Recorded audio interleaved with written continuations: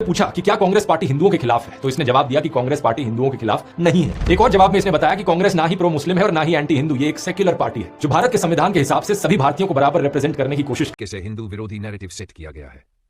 लेकिन अगर हिंदू समाज जागरूक होकर सही जानकारी फैलाए और अपने हितों की रक्षा के लिए टेक्नोलॉजी में भी आगे बढ़े तो यह नैरेटिव बदला जा सकता है।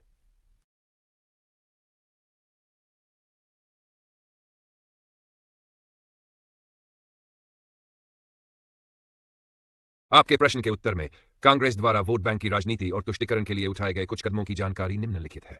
मन, हिंदू संगठनों पर प्रतिबंध, राष्ट्रीय स्वयंसेवक संघ पर प्रतिबंध। महात्मा गांधी की हत्या के बाद तत्कालीन कांग्रेस सरकार ने 1948 में आरएसएस पर प्रतिबंध लगाया। हालांकि बाद में जांच में संगठन की संलिप्तता नहीं पाई गई और प्रतिबंध हटा लिया गया। बजरंग दल पर प्रतिबंध, दिल्ली में बाबरी मस्जिद विध्वंस के बाद कांग्रेस सरकार ने बजरंग दल पर प्रतिबंध लगाया, जिसे बाद में हटा लिया गया। धार्मिक लेखकों की पुस्तकों का प्रकाशन, कांग्रेस शासन के दौरान कुछ धार्मिक लेखकों को उनकी पुस्तकों के प्रकाशन में कठिनाइयों का सामना करना पड़ा। सरकार की विचारधारा से असहमति रखने वाले लेखकों की रचनाओं को सेंसर किया गया या उनके प्रकाशन में बाधाएं डाली गईं। स्कूली पाठ्य पुस्तकों में इतिहास का पुनर्लेखन, हिंदू राजाओं की उपेक्षा।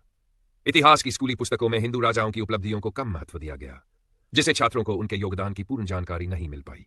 मुस्लिम शासकों का महिमामन, कुछ पाठ्यपुस्तकों में मुस्लिम शासकों की गलतियों को नजरअंदाज करते हुए उनके योगदान को बढ़ा चढ़ाकर प्रस्तुत किया गया, जिससे इतिहास का संतुलित दृष्टिकोण बाधित हुआ।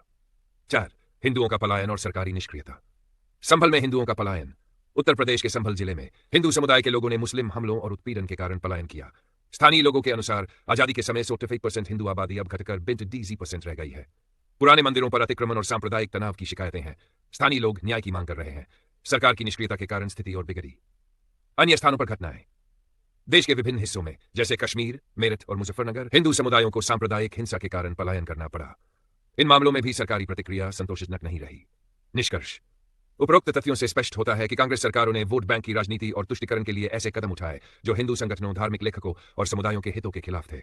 इतिहास के पुनर्लेखन, हिंदू समुदायों के पलायन और सरकारी निष्क्रियता जैसे मुद्दे इस संदर्भ में महत्वपूर्ण है।